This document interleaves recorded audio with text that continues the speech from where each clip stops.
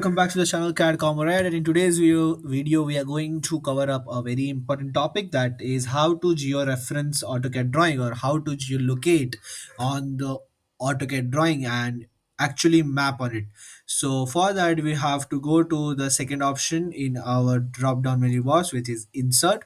In this, the last option of set location, and uh, under set location you have to select it from map. So let's say you want to select any particular area, let's say New Delhi. So from that drop marker here, we want to see at the Connaught Place. Okay, that is okay. Then just press next.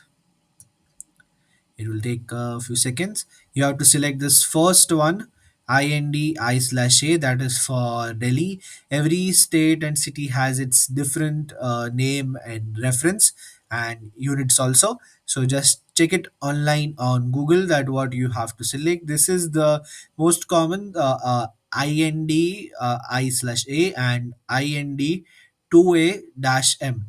These are the two most common, but whatever the first appears is right only. And after that, make sure that the units matches to your files units.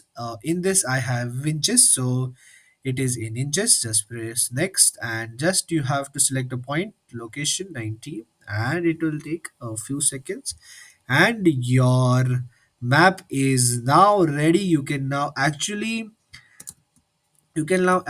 plot and actually draw on the geolocated plan. Let's say I want to mark out this stadium right over here.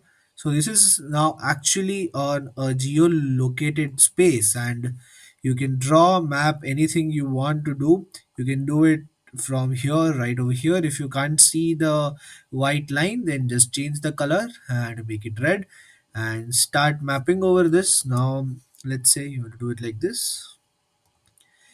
So that's how easy it is to do it in a georeference in AutoCAD.